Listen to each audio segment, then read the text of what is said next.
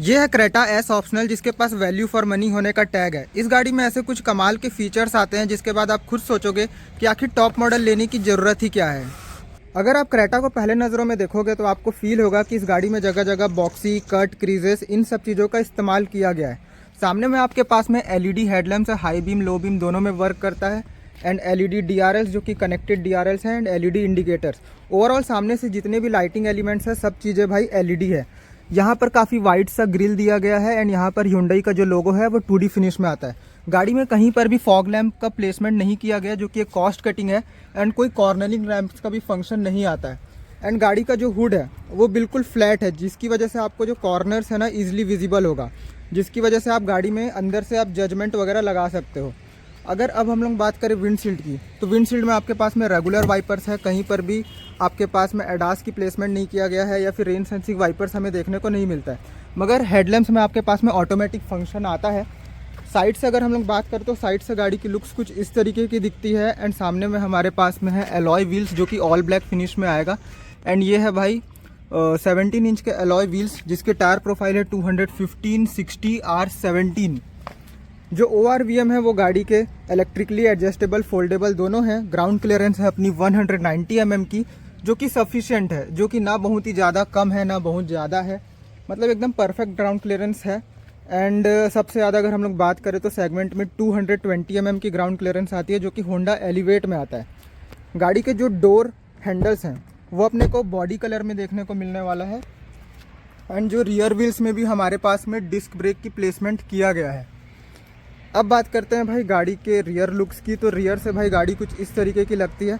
And मेरे according भाई अगर हम लोग बात करें पूरे सेगमेंट में, तो one of the best rear profiles भाई मेरे को क्रेटा की लगती है। एंड पीछे में भी आपके पास में यहाँ पर एलईडी टेल लैम्प्स हैं, एलईडी इंडिकेटर्स हैं। जो लाइसेंस प्लेट की लाइट है वो यहाँ पर हेलोजन में आएगा, एंड जो एक ही रिवर्स लैम्प आपको दिया गया जो कि थोड़ा सा कॉस्ट कटिंग है। यहाँ पर Hyundai को इसको ना 2 रिवर्स लैम्प देना चाहिए था, या फिर एक ही रिवर्स लैम्प दे रहा तो इसकी इल्यूमिनेशन और इंटेंसिटी को थोड़ा सा इंक्रीज़ करना चाहिए था।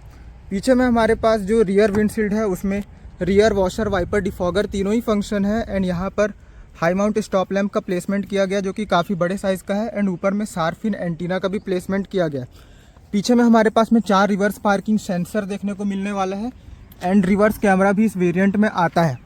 भाई अगर हम लोग क्रेटा का सबसे बड़ा USP की बात करें तो वो है भाई इसका कंफर्ट। अगर आप 4 पैसेंजर्स के साथ भी अगर रोड ट्रिप पे निकलते हो तो भाई ये जो स्पेस है ना वो परफेक्ट रहेगा, क्योंकि यहाँ पर आपके पास में 433 लीटर का बूट स्पेस देखने को मिलेगा। एंड यहाँ पर बूट लैम्प भी जो प्लेस किया गया है, एंड जो इसके नीचे में जो ट्रे है उससे अगर हम लोग थोड़ा सा लिफ्ट करेंगे तो यहाँ पर अपने को स्पेयर व्हील देखने को मिलने वाला है, जो कि एक साइज़ कम 16 इंच का हमें देखने को मिलेगा।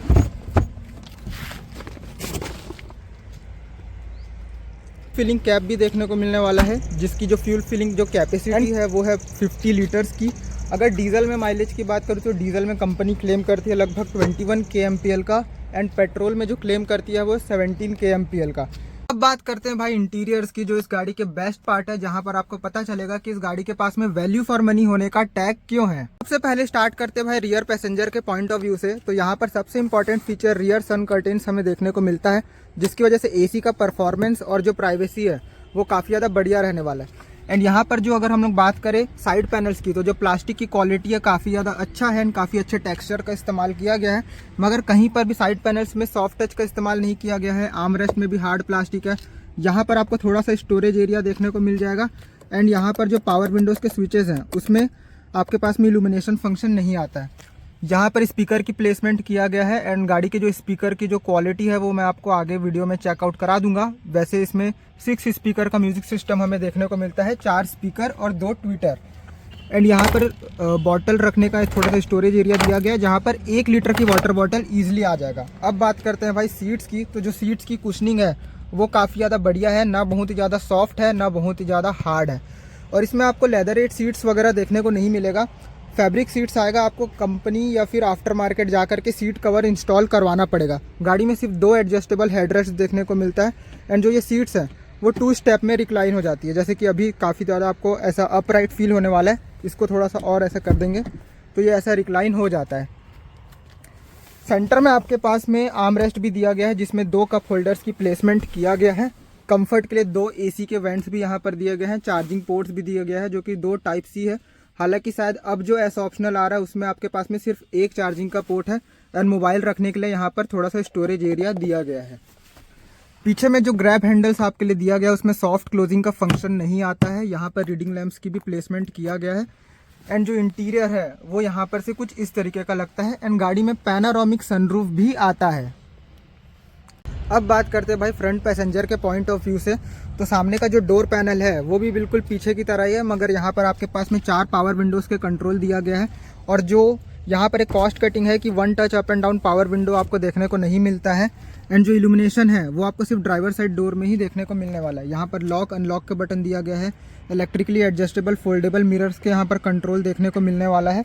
नीचे में जो स्टोरेज एरिया है वो थोड़ा सा यहाँ पर ज़्यादा मिलने वाला है। यहाँ पर 1 लीटर का वाटर बॉटल, 250 ml का वाटर बॉटल एंड थोड़ा सा एक्स्ट्रा स्टोरेज एरिया जहाँ पर आप अपने माइक्रोफाइबर वगैरह को स्टोर कर सकते हैं।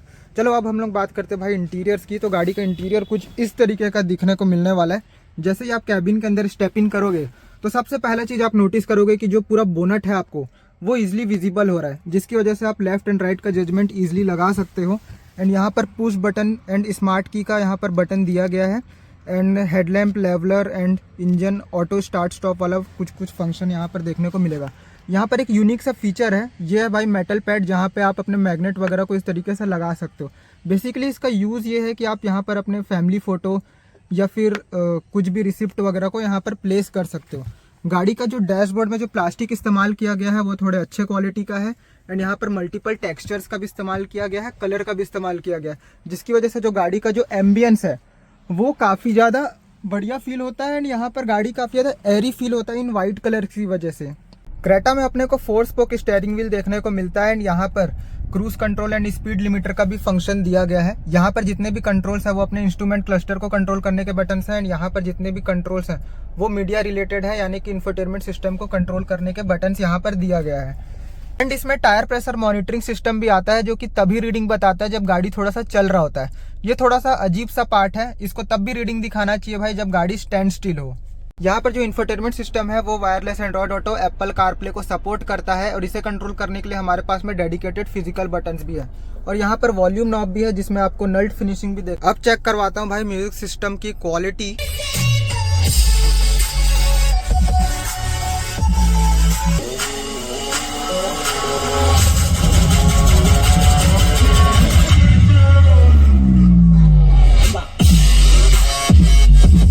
म्यूजिक क्वालिटी भाई डिसेंट है, 90% यूजर्स को चेंज करवाने की जरूरत बिल्कुल नहीं पड़ने वाली है, मतलब सफिशिएंट है। बेस वगैरह, क्लियरिटी वगैरह सब बढ़िया है।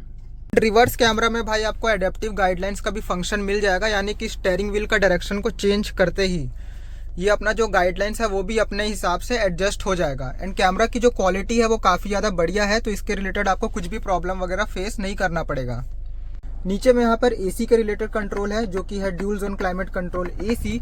नीचे में अपने पास में है टाइप ए का पोर्ट जिसके थ्रू आप पेन ड्राइव के थ्रू गाने चला सकते हो या फिर वायर के थ्रू भी आप एंड्रॉयड ऑटो, एप्पल कारप्ले को कनेक्ट कर सकते हो। यहाँ पर 12 वोल्ट का चार्जिंग पोर्ट है, टाइप सी का भी चार्जिंग पोर्ट यहाँ पर दिया गया है एंड यहाँ पर मैनुअल ट्रांसमिशन। यहाँ पर जो हैंड ब्रेक है वो मैनुअली देखने को मिलेगा, 2 कप होल्डर्स एंड जो आर्म रेस्ट है उसमें अपने पास में सॉफ्ट टच फिनिशिंग देखने को मिलेगा।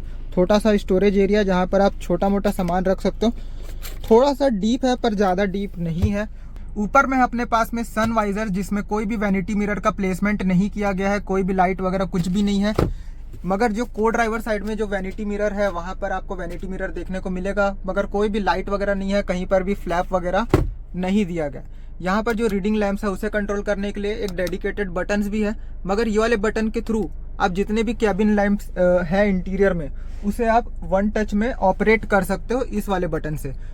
एंड यहाँ पर जो सनरूफ को कंट्रोल करने के लिए आपके पास में सिंगल ही बटन यहाँ पर दिया गया है। यहाँ पर सनग्लास होल्डर्स भी है जिसके अंदर में भाई आपके लिए सॉफ्ट पैडिंग भी किया गया है, तो कोई भी स्क्रैचेस वगैरह आपके ग्लासेस वगैरह में नहीं पड़ने वाला है।